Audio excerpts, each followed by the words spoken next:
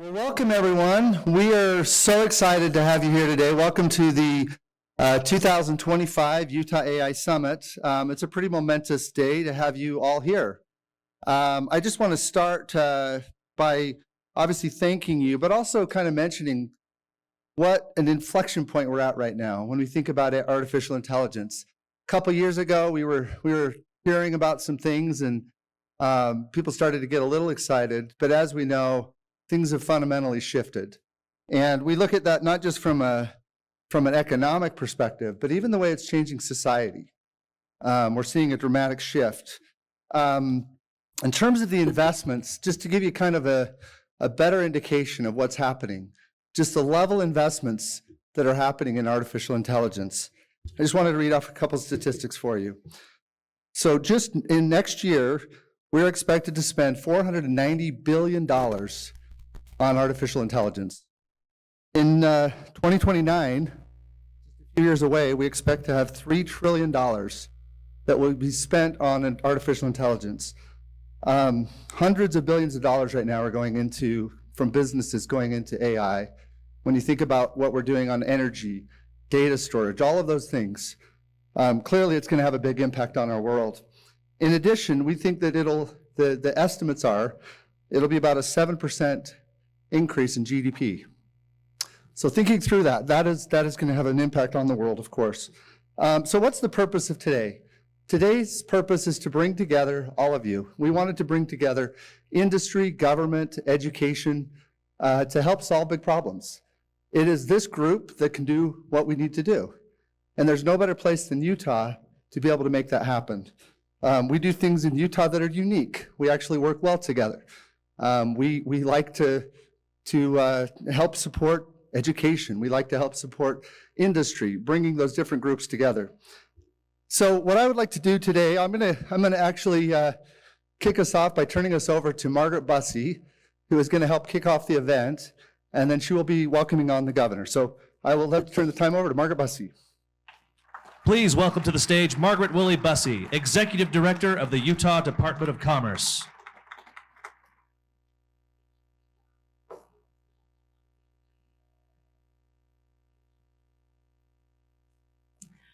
Hi, everyone. I'm so excited to be here. I am Margaret Willie Bussey, the Executive Director of the Utah Department of Commerce. Welcome. Welcome today. I really think that you are in the right place right now because I don't think it's an overstatement to say, as Jeff said, we are at an inflection point in history. Truly, never before has humanity been faced with a technology that is so profound in its potential to radically change life as we know it. Is this an overstatement? I don't know. But Google CEO Sundar Pichai said, AI is probably the most important thing that humanity has ever worked on. I think of it as something more profound than electricity or fire. Okay, fire. That's where we are right now, potentially. Now, we've been getting a lot of these, what we might think of as being sort of hyperbolic, but who knows? Maybe we're actually underestimating this technology. But overestimating or underestimating, the question really is right now, the world over is, will AI change life for the better or for the worse? Or maybe even more precisely, will AI change my life for the better or for the worse? This question is reflected in the tremendous excitement and the tremendous anxiety that both seem to be really at kind of a fever pitch right now. With eye-popping sums of money being invested in AI and AI infrastructure, as Jeff already told us. And also there's an intense political fight going on right now about how and how much we should regulate AI. Actually, what I found recently was interesting.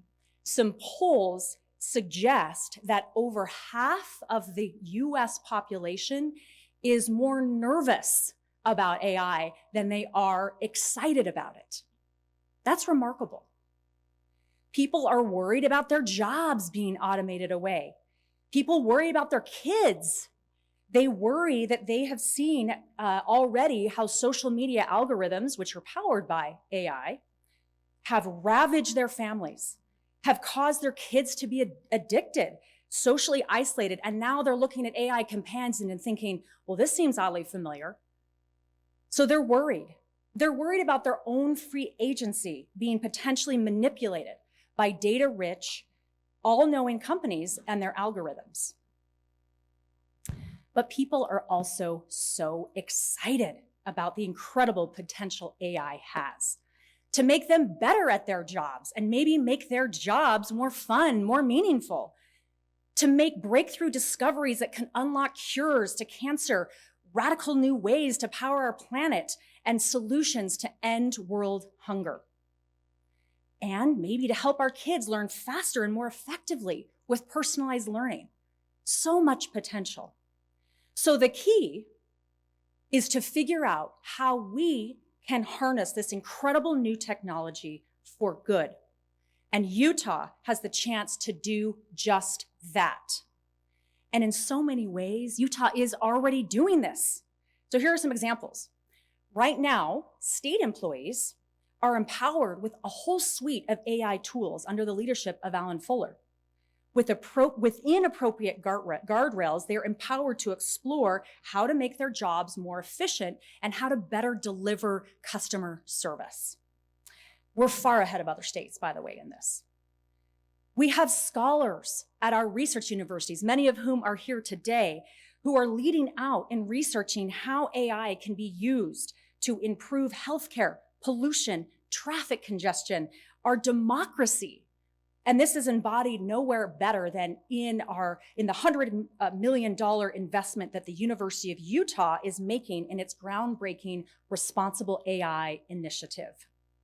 We also have incredible thinkers and doers at our State Board of Education, at our system of higher education, who are really engaging on how best to integrate AI in learning and how to prepare our workforce for it. Amazing work there. We've also led out in innovative tech policy, from having the first laws protecting kids from the harms of social media to the most stringent government data privacy laws, to also creating the internationally recognized Office of AI Policy, which both promotes innovation by granting regulatory relief, as well as ensures that our public is protected through a regulatory learning lab. We also have some of the coolest AI companies anywhere, which are mobilizing the technology to dramatically improve access to critical medical treatment, to accelerate learning for falling behind students, to assist in times of mental health challenges, to organize our electric grid. And the list goes on, and you get to hear from some of these companies today. Utah indeed has led out. So what is it going to take for Utah to continue to lead out at this critical, crucial moment in time? First, it's going to take all of us together. Over the last couple months, Jeff Moss and I, under the governor's leadership, have convened leaders across several different areas where AI innovation is happening. In academic research, in workforce planning and education, in state government, in public protection laws, and in industry, to determine how best Utah can, in fact, lead out in all of its efforts in AI in a coordinated, connective way under the banner of pro-human. And you're going to hear more about that from the governor in just a moment. It's also going to take all of us individually to do this. And I recommend a couple things. First, jump into the technology. Everyone is learning it right now. You're not behind.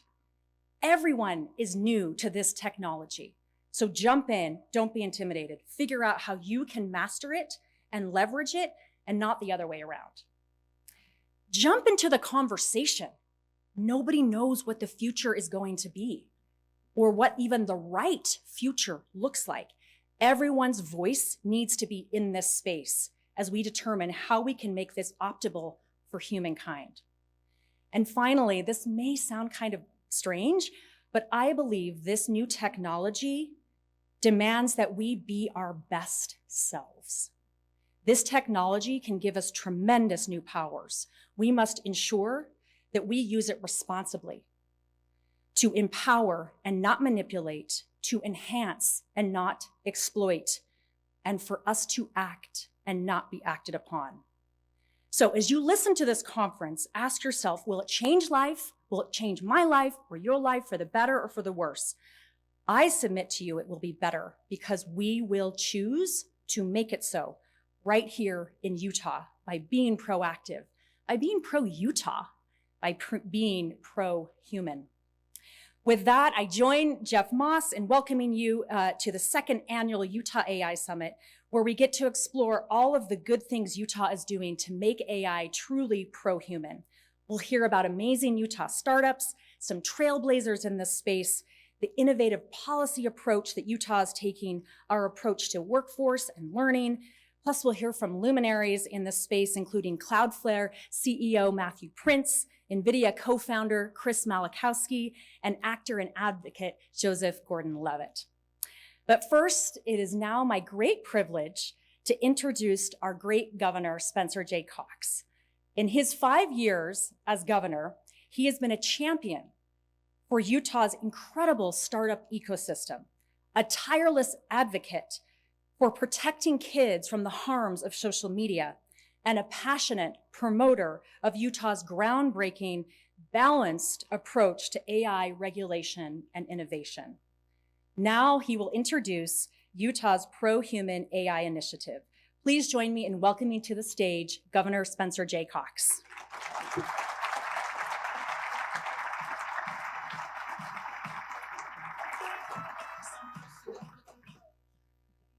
Thank you so much, Margaret, for that kind introduction and for your wise stewardship of all things related to AI in our state. Ladies and gentlemen, it's great to be with you today. It's great to see so many of you old friends and new who are here with us, who care deeply about our state and about technology, about the economy, and about the future of our country. Before I kind of jump into my notes, I need to start with just a little background. I served as a telecom executive, and my job was to help deliver the internet to homes and businesses across the state of Utah. That's what I did for a living before I had an opportunity to serve in government. And if you go back more than a decade in 2011, 2012 timeframe, you could have found me on college campuses giving speeches about technological optimism. I was a true tech optimist in every sense of the term. I was talking to young people about the Arab Spring, about how the rise of social media was going to solve all of our problems and bring us together as a nation, as a world. It turns out I was incredibly wrong, maybe more wrong about that than anything I've ever been wrong about, and most of you think that's most things. So it was truly not a great mark as I look back. In fact, it's been the exact opposite.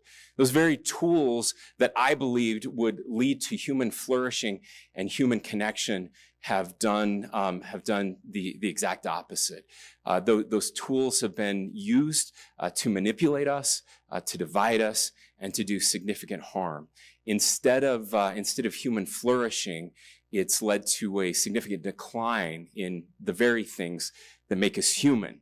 I think it's fair to say that I'm much less of a tech optimist today and more of a tech pessimist. What we ended up with was just a handful of the most powerful, wealthiest companies in the history of the world. And what have they been doing? Well, they've been basically strip mining our souls. And even worse, they've been employing our children in their effort to strip mine our souls. It's not a pretty picture. I have to say, I know many of you in this room, again, I know that the tech is your background, but however much you hate social media, you do not hate it enough. You do not hate these companies enough and what they've done to us intentionally, knowingly, understanding the devastation that they were wreaking on our kids. They gave your daughter an eating disorder, and they gave your son a pornography addiction. And they gave our grandkids anxiety and depression and Many of them took their own lives. And they did it knowingly. They had studied the results. We're finding this out now through lawsuits, that they knew what they were doing, and they did it anyway. And maybe worst of all, they did it under the guise of doing good for humankind. And so we're at this moment of reckoning, where hopefully our eyes are wide open about the good things that can come from technology, but also the downsides of technology.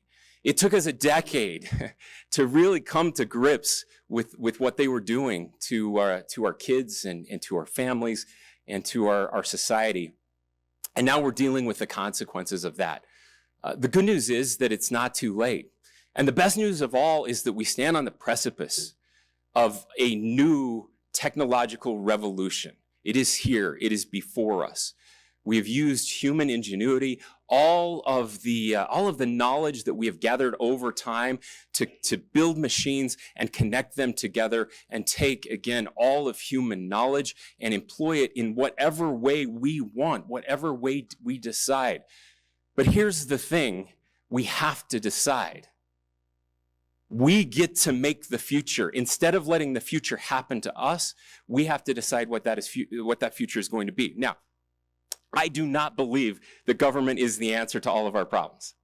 I do not believe that government should be telling companies how to develop technologies. That is not our role. I believe in markets. I believe that we have to have markets that actually function and work.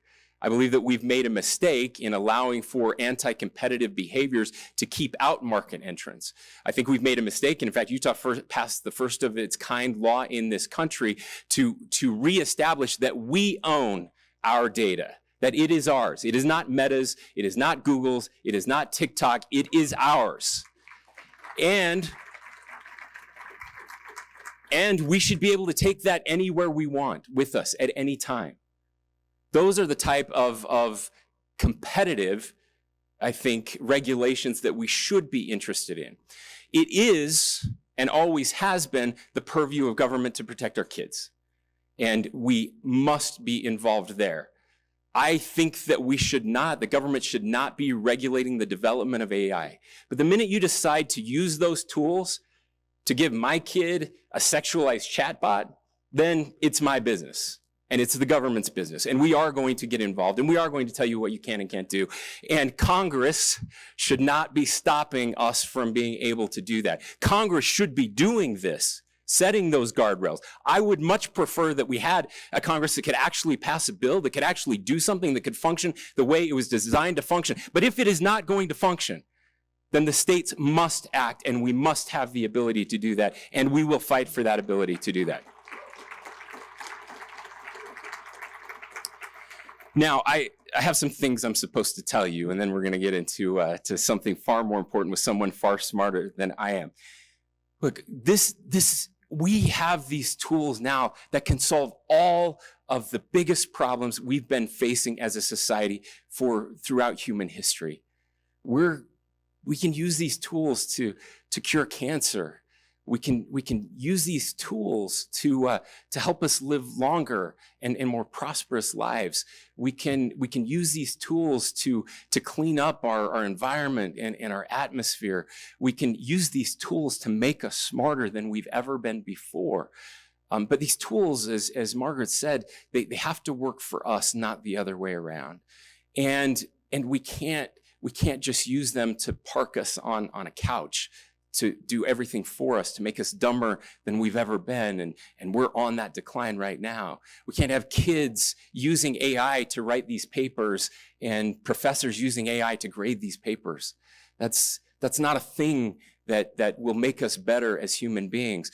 And so we are here today to announce this pro-AI initiative. You're gonna hear a lot about this, but what we want is that every decision that we make related to AI, wherever it exists, is it serving humankind? Is it promoting human flourishing? Or is it making us dumber and worse? And I think if we look through things in that lens, we'll end up in a better place. Now, we're approaching AI across 6 different pillars. I know that's a lot of pillars. This building is going to be so solid, you guys, but trust me, these are all very important pillars. We're looking at the impacts on workforce, industry, state government, academia, public policy, and learning under this big umbrella of pro-human AI. It simply begins with this principle: AI must always be human guided. Systems should protect dignity, preserve human agency, and ensure that individuals stay in control of the tools that shape their work and their lives. It rejects systems that mislead or obscure how they operate. The core element asks us to prioritize human leadership in the age of AI, ensuring that AI remains understandable in how it functions, accountable in its impacts, and adaptable to human needs rather than the other way around. And the second core element is that AI must be human enhancing. It should expand our capabilities, not diminish them, open new opportunities, not close them. Pro-human AI empowers workers with better tools. It strengthens communities through accessible innovation and enables problem solving at an unprecedented scale. It deepens human interaction by connecting people and ideas in more meaningful ways, not just connecting people with robots or machines. Pro-human AI treats AI as an amplifier of human potential by focusing on creating value-based AI ecosystems that is pioneering in its vision, empowering in its outcome, and connective in how it brings people and ideas together. So in that vein, I'm pleased to announce several things that we will be working on together. The first is the Pro-Human AI Academic Consortium, a statewide network that will leverage to launch moonshot challenges that drive breakthroughs in human-centered innovation and advance human flourishing.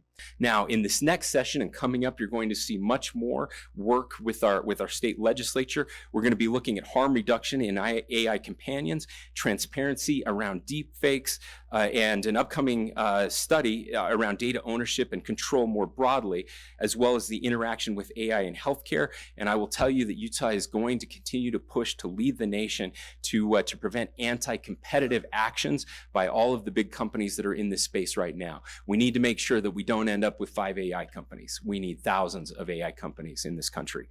And as we move forward, our goal is to lead nationally by fostering a robust, iterative policy landscape that responsibly responds to the rapid evolution of AI technologies. Now, finally, when it comes to the education of our kids, I appreciate the work of the Utah State Board of Education. They recently released their portrait of an AI-infused learner and teacher to help the state with knowledge, skills, and the dispositions necessary for learners and educators to truly thrive using these tools.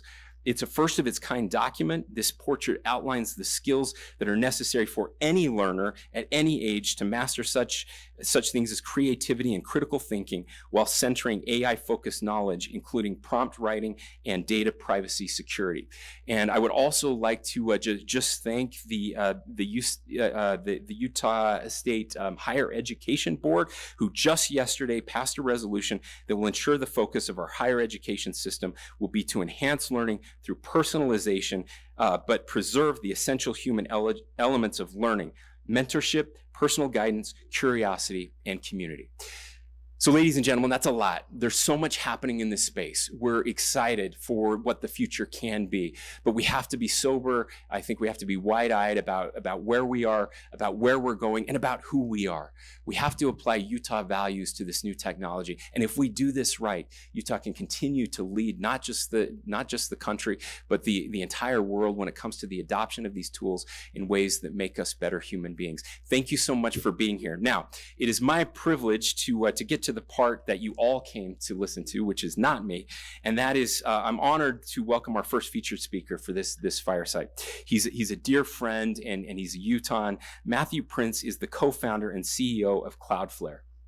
Cloudflare is one of the most consequential companies shaping the modern internet. Their network protects millions of websites and organizations around the world. They help keep the internet open, secure, and reliable, something every business, government, and family depends on every single day.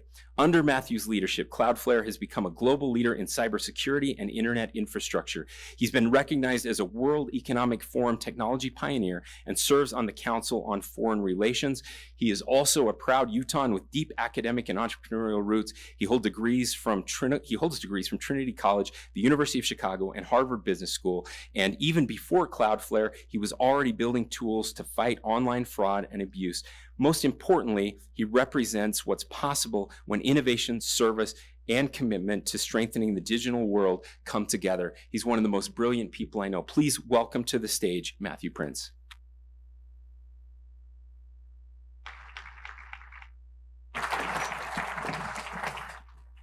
Welcome. See you. All right, what did I get wrong, Matthew? Let's start there. Clearly not. You're jump smarter in. than I am. This is not true. That's definitely. And well, I think I'm still a technology optimist. Good. And I think that. Convince me. Bring me back. Well, I think that it's a miracle right now that this is being streamed live all around the world. If you just think about 10 years ago, that would have required. Just lost my mic. There we go. What that would have required would have been satellite trucks, millions of dollars. We're doing that for free. I think you can be anti-social media, but still pro-internet. And that's sort of the camp that I'm in. And I think we're at this really unique time where we get to figure out what the future looks like. And I think the most interesting question over the next 5 years is, what's the future business model of the internet going to be? And if you in this room aren't thinking about what that is, frankly, I can't imagine anything that's more exciting to be working on. Thank you. I think you're right. And I think that really describes where I am. I'm still pro-internet. I'm still pro-technology. I still believe that we can use these tools to solve our biggest problems. But I'm very much anti-social media. So thank you. And I think the thing to think about, and again, I was a law professor for a while, so I like history lessons. And so if you think about the last 27 years of the internet, it's really a miracle. And it's all been the function of a business model, which was really pretty simple, which was you generate traffic. You generate content, that content generates traffic, and then you turn that traffic into revenue through either selling things, subscriptions, or ads. And for social media, that has primarily been through selling ads. And so the key was, how do you generate more traffic? And unfortunately, what that has led to is a world where we generate things that make people either angry, generate cortisol, or get them kind of excited, generate some sort of other thing that preys on some of our biggest weaknesses. And so a lot of the business model of social media, and unfortunately a lot of the business model of the internet, has been driven on how do we rage bait or basically kind of seduce people into clicking on links and clicking on ads. And what I think is really one of the most exciting and interesting things about AI that I don't think people appreciate is it's another platform change. We went from the web to social, to mobile. We kind of understood those were all platform changes. AI is another platform change, which is going to take us somewhere else. And you and I are old enough to remember the cartoon show, The Jetsons. Those of you who are students in the room, go look it up. But if you think about it, George Jetson, how did he get information? The answer was he asked Rosie the robot. And Rosie the robot would say, hey, here's what's going on, and would feed that information back. And that seemed like science fiction. And yet, in the last 3 years, OpenAI just released ChatGPT 3 years ago yesterday. It's amazing how much has happened in that short amount of time. That reality that seemed like science fiction of George Jetson is exactly how people are now consuming information. It is that sort of equivalent of Rosie the robot, where we're going to be consuming information, where we're going to be doing commerce. That's going to be the interface, effectively the screen that we're looking at. And what that's going to do is it's actually going to change the way we consume information. What's powerful about that is it's not going to be traffic that's rewarded anymore, because that's not what the robot is giving back. It's not, you ask it a question, you don't get, here are 10 blue links, go figure out the answer. It's like, here's the answer, right? So that's a different business model. And inherently, that means the business model of the internet is going to fundamentally change. And again, I think exactly what you said is right.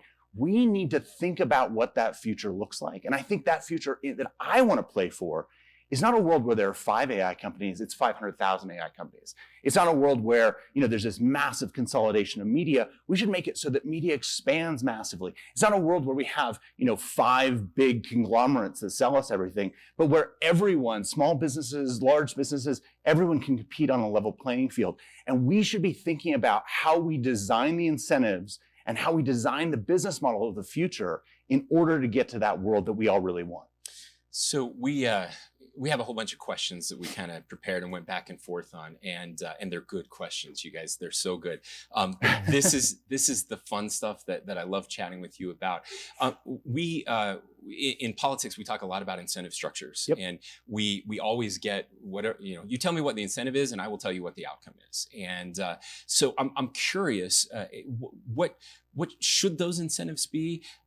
Where are we going? I had a conversation, a bunch of governors with Mark Cuban. We were talking about AI, and he was talking about how excited he was that basically he said this. I got to give Mark a little credit. I don't think this is what he meant, but this is what he said. He was so excited that we wouldn't have to read our kids' books at night anymore because AI would do that for us. I don't specifically think that's exactly what he meant, but certainly there are concerns that will be the case, right? That the things that make us most human will stop doing because computers will do that.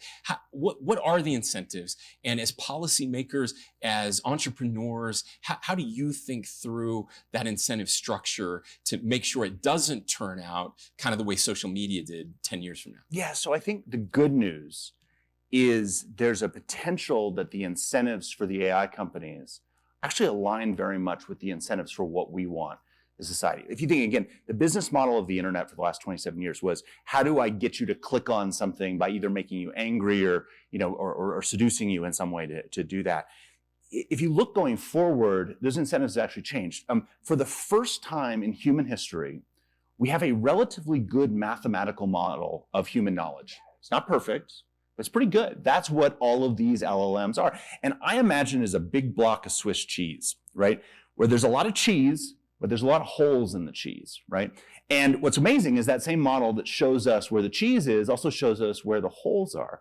And what's interesting is if you talk to Sam Altman, if you talk to the leaders at Anthropic, if you talk to the leaders at Meta and Apple and others that are really innovating, what they want is they want to fill in the holes in the cheese. They want to actually do those things which actually further human knowledge, that differentiate and make their systems smarter. And it's interesting. I'm about to say something, and I usually get a boo on one hand and a cheer on the other, but I'm in Utah, so I expect it to be reversed. So so imagine two, what I'm going to say are great media organizations. And again, I run a lot of risk here. The New York Times, again, whatever you think about it, great media organization, just is, right? And Reddit. Usually people boo the Reddit side, whereas here we might not. Two different sides of this. And I think you who grew up on the internet at the same time as I do, like Reddit kind of represents the internet of old. It was quirky, it was interesting, it was goofy, it was weird, right? All this stuff. Which one got more money licensing their data? It turns out if you look at the corpuses of the two organizations, how many tokens they have, how many words effectively are in it, it's about the same. Mm-hmm. New York Times has been publishing a lot longer, Reddit's a lot higher volume, so it's got about the same amount of stuff. They both went out to license that data. Who got more? The public number is that Reddit got 7 times as much as the New York Times for their data. Why? Because if you don't have Reddit, you don't have Reddit. But if you don't have the New York Times, go get the Wall Street Journal and then tell AI to rewrite it as if it's a New York liberal, and you have the New York Times. And you think that's funny, but that's true. The entire media organization has been developed on how can we find these narrow little differences that divide us apart and tell the same story from a slightly different perspective. That is not what is worthwhile in the world of AI. What's worthwhile in the world of AI is the quirky, interesting, different stuff that you can get on Reddit. It's going to be like Evan Thayer. He's a Utah resident. He's a forecaster. I love to ski. He writes a weather forecast that will tell me, did it snow more on the east side of the mountain or the west side of the mountain? And I subscribe to that. And I'm going to subscribe to whatever AI company has Evan's forecast as a part of it. My wife and I, we bought a local newspaper in Park City, Utah, because we believe local news really matters. And again, I run Cloudflare, so we locked it down so AI companies couldn't get the data that was from it. It is amazing how many inquiries we're getting as a small local newspaper from major AI companies saying, can we license your data? Why? Because if you want to know what's the new hot restaurant in Park City, we're the only place you get it. So the future, I think, that the AI companies want is one where we're furthering human knowledge. News is more local. Things are more detailed and focused on what's there. Quirky wins. unique wins. And that's, I think, what we all want as consumers as well. And so again, what I think is so amazing about right now is over the next 5 years, we're going to figure out how those incentives work and how we can put those in place. And if we do it right, I think the AI companies and we all as consumers are very aligned on what we all want. And there's an opportunity that maybe this just sort of division, that sort of the media and economic incentives of the business model of the internet of the past, that those completely change for the business model of the internet in the future. I love that, and I certainly hope that's the case. And I think we have the right people in the room to make sure that that's the case. So let's go back just a little bit. You grew up here. You founded an incredible company. There may be some people in the room that don't know what Cloudflare is. So can you talk just a little bit more about that, and then talk about what role you're playing in the future of the internet and the future of AI? Sure. I was a kid, grew up in Utah. I went to Roland Hall. And was very lost, to be honest, in my life. Wandered around, tried to build a couple of businesses actually here in town that didn't really work, and then happened on kind of working with another smart technologist and a woman who I'd met in business school who was incredibly organized and focused in a way that I'm not, to really say, how can we help build a better internet? And if we think about what a better internet is a faster internet. A better internet's a more reliable internet. A better internet's one that's more secure, one that is more privacy focused, because the original sin at some level of the internet is the fact that your IP address alone reveals a ton about you. Forget cookies, forget everything else. We need to figure that out. And then an internet that's more efficient, one that more people can connect to. We should be incredibly proud that 6 billion people connect to the internet today. We should be incredibly ashamed there are 2 billion people that can't afford to. And so we're trying to think through how we can make that better. So every day we at Cloudflare wake up and say, how can we help build a better internet and live up to all of those things? As a result of that, we sit in front of a significant percentage of the internet, more than 20% of the internet. You have all interacted with our network, and when we're doing our job right, you don't even know we exist. The experience is just a lot faster. On the other side, we actually service over 80% of the largest AI companies in the world. And so as we're thinking about this, we find ourselves in this sort of really quirky position where on one side, we have the people who are creating content, creating small businesses, doing all of those things that are both excited and terrified about AI. And on the other side, we've got the AI companies. And this really, for me, started about 2 years ago when we started getting calls from media companies saying, hey, we're facing a new threat. I'm like, oh, is it North Korea? Is it China? And they're like, no. It's Anthropic. I'm like, what, the AI company?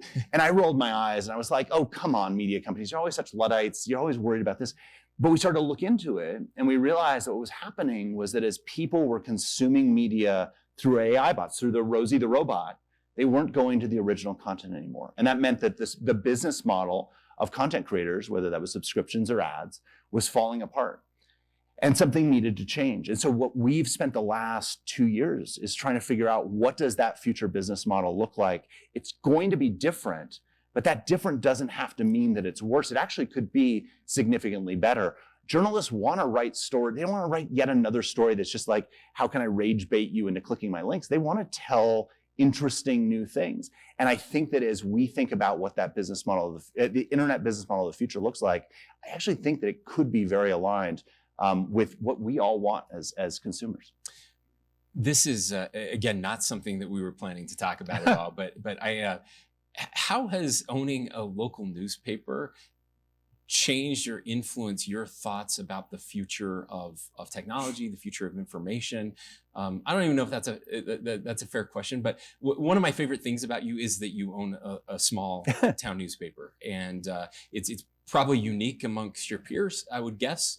And I'm just curious if having that hyper local connection has changed your views or moderated or enhanced in any way your thoughts on the future of these technologies. Well, as a kid, the first place I ever saw my name in print was in the Park Record. Yeah. And so, it was really struggling. And being a local newspaper is incredibly hard. And yet there is nothing that's more important than local news.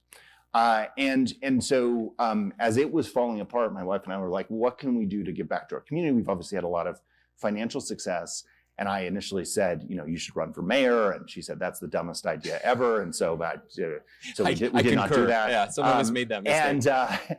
And so instead we got to the point where we were like, what can we do? And we said, let's actually buy the paper, and let's not run it to extract money. We don't need to make more money, right? Let's do it to really service the community. And one of the early things that we thought about was, what's the KPI? What's the key performance indicator that we can measure to tell whether or not we're actually doing a good job in our community? And we came up with the idea that the biggest thing that you can actually look at is voter turnout. And in Park City, and we service Summit and Wasatch County, in the counties that we serviced, the voter turnout was around 22% when we bought it. And we partnered with KPCW, which is the local radio station, to put together a voter guide, with the theory being that a lot of reasons why people don't vote is because they don't feel informed. And so we put that together. We actually paid to mail it out to everyone. Totally, like, we didn't endorse anyone. We were just like, here are the answers to the questions, and let's just get you the information. And we just had an off kind of presidential year election. And in Park City, the voter turnout was 57% versus 22%. And I think those are the sorts of things that you can do. And what's amazing is it's like, if you're one of the students who's in the room and you're thinking about, like, how can I have a difference? How can I have an impact? We were talking about this last night at dinner. There are 29 counties in Utah. It's something like 20 of them that have no local news coverage in them. And if you're thinking about, maybe I want to teach, or maybe I want to go, in the Peace Corps, or do something to give back. Maybe I want to run for office. I don't recommend that, but then that's not fair. Actually, it's incredible the service that people who run for office do. It's just hard. One of the just most rewarding things that I found is that if you can be that voice of local news in a community, it's one of the most impactful things that you can do. And I think actually, as a young person, it's one of the ways that you can just have a really interesting life if you invest in that early on. Yeah, I love it. And I so appreciate you and your wife giving that service to the community, and to see the profound difference that it makes. And again, I point that out just as a little bit of a juxtaposition. There is this feeling by so many that the world is kind of out of control, that everything is beyond our control. I mentioned to you before, when I was going to school, Poli-Sci 101 was that all politics is local, and that's been flipped on its head now. All politics is national, right? If I'll go to talk to some people about a water project, and they want to know what I'm going to do about the border as a landlocked state. Yeah, I'm like, I don't know what I'm going to do about the border. I don't have control over the border. We're here, but that's kind of how it's turned. And I think there is this kind of desperation for things that feel familiar, to bring us back to our core, and how to make this work in a way that does that. And to bring it back, I've lost my mic again. To bring it back to the AI topic, it turns out that might be the information that's the most valuable to the AI companies. It might be that there's that hyper local information that is there. And so again, we didn't buy the newspaper because we thought it was a great business. In fact, we're in the process of converting it to a nonprofit. But we're getting these new sources of revenue and these new sources of income because AI companies need that information. They need that local data. They need that local that localness. And that's, I think, something that is, again, going to be a radical shift in potentially a really positive way if, again, we play for a world where it's not 5 AI companies, it's 500,000. It's not a few media outlets, it's millions and millions. And it's not a few major corporations. It's lots of small businesses that are able to survive and thrive and play on what is a fair and competitive playing field. So your background is in security, data security, data stewardship. We study trust a lot. I've said that trust is kind of the currency of governing. I think trust is really the currency of everything, right? And there's a lack of trust. The Edelman Trust Index, which studies this across all kinds of countries, 50 plus countries every year, will show that trust in government is declining. That's no surprise. Yep. But trust in corporations also declining significantly. And then we have this national security issue. Mm-hmm. I'd love to just hear your thoughts on data security, what we do to build trust in these AI companies, trust in artificial intelligence kind of generally. And this is a two-part question. We've seen a recent highly profiled, publicized data breach with China using artificial intelligence, Anthropic and others who may have been, who at least saw it and it could have been impacted. I want to hear kind of how we protect from that malign influence that is out there. You know, it was interesting. The Anthropic folks called me at some point because they were thinking of expanding their board and they wanted to know if I was interested, and I was not. But I had a long conversation with the founders, and the thing I did as soon as I got the phone was I ordered a copy of Aristotle's Politics. In fact, I believe I am the largest non-academic buyer of Aristotle's Politics. Incredible. Right. And I got it, signed it, sent it to all of the founders, because I think that fundamentally, when you get to scale at these various companies, they actually act almost governmental, not literally, not in terms of that, but they have influence over so many people that trust is something you have to think about. And what Aristotle wrote about is, how as a government do you have trust? And fundamentally, there are three things that Aristotle said you have to do. You have to be transparent. You have to know what the laws are. You have to know what the rules are. You have to be consistent.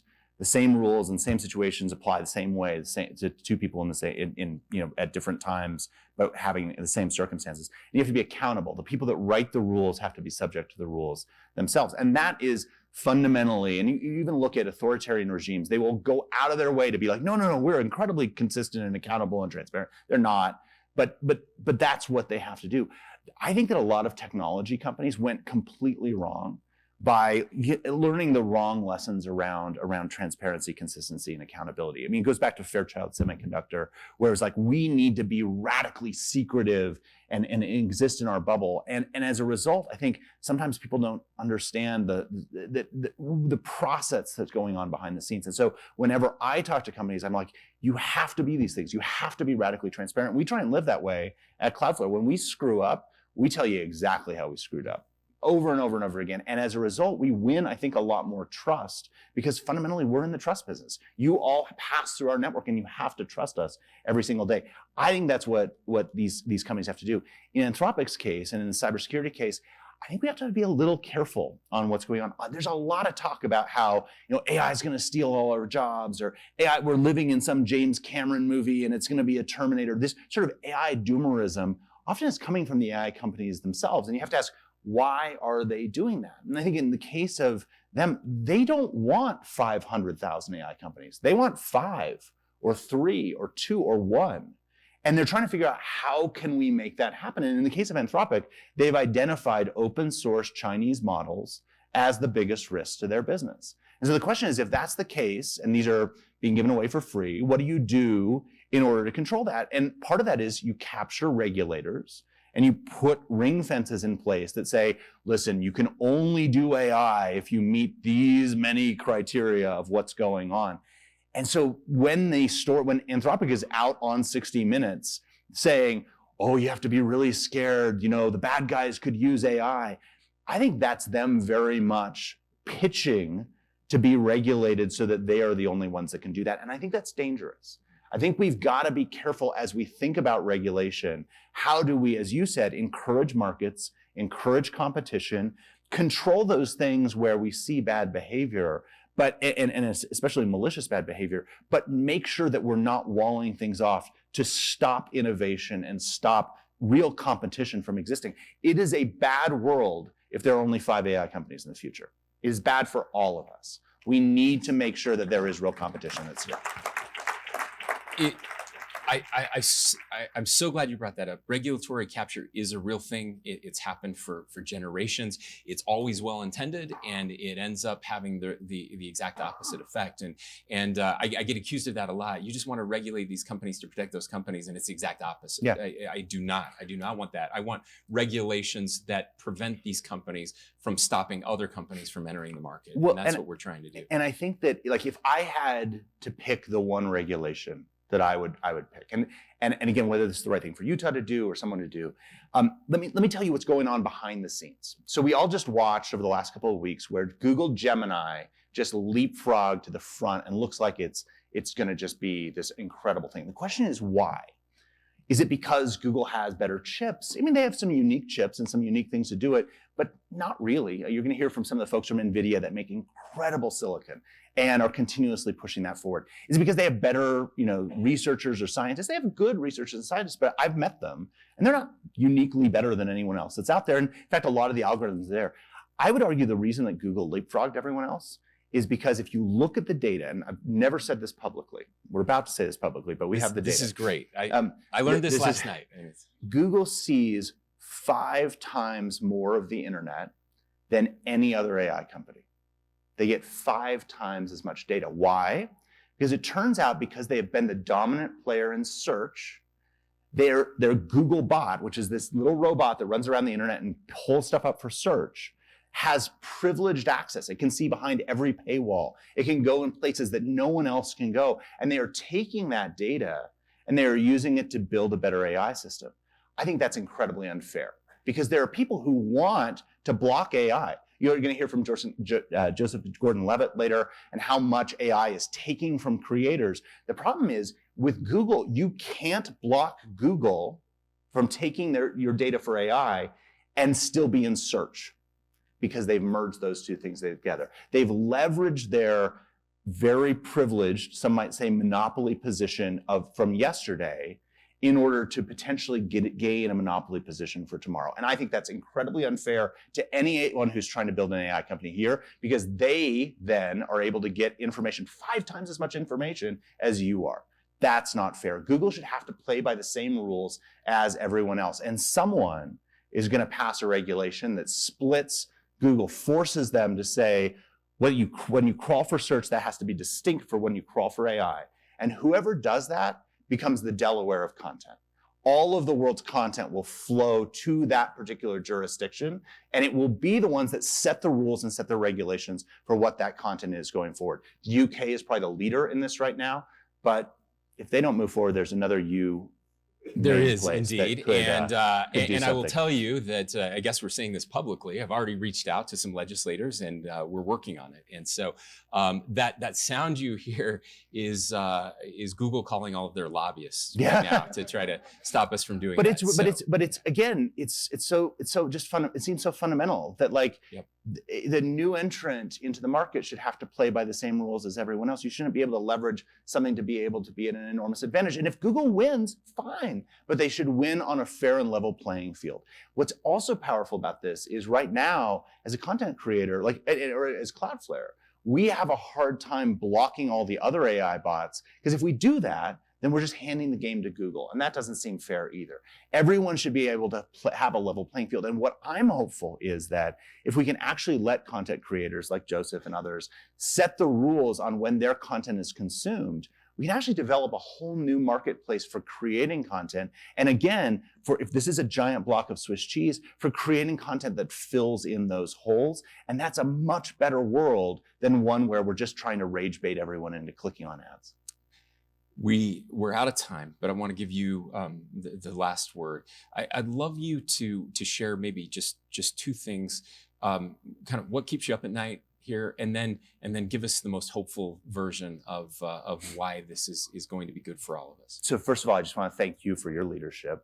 I really appreciate, again, just really being thoughtful about what's great about technology and where some of the challenges are. And I think that's leadership that's really lacking in some parts of the world. And I really appreciate that you and the other leaders in Utah have taken these things on. What keeps me up at night? I actually think we can figure out media. I think we can figure out a business model that works. I am terrified for every small business. Because if you think about it, like George Jetson, Rosie the robot, you say, what's a recipe for cookies? Rosie spits out a recipe for cookies. You say, okay, now order those things for me. Does Rosie go to your local grocery store in order to get those things? Or does Rosie go to wherever it's cheapest or easiest or fastest to get it?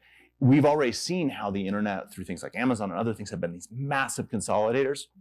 I think that's just a warning shot for what's to come. AI is going to put an enormous pressure to consolidate a huge amount of the internet between a very, very, very small set of players and what it means to be a small business, because so many small businesses are effectively aggregators with personal relationships with their customers.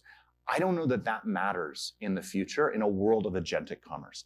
And I think we've got to think that through, because small business, it's 70%. 70% of the people in the United States work for small businesses. It's a huge percentage of our economy. And I worry that this is going to put this incredible pressure on it. And so what I'm spending a lot of my time thinking about are what are the tools that we, along with great companies like PayPal and Shopify and Salesforce and others, can build in order to make sure that small businesses will be able to not only continue to exist, but to thrive in this future world. Because I think if we don't focus on that, this is going to be this incredible consolidating force where we might end up, in a scary world with, imagine 5 companies, someone who holds the money, someone who holds the real estate, someone who, makes the things, someone who transports the things, and then one AI company.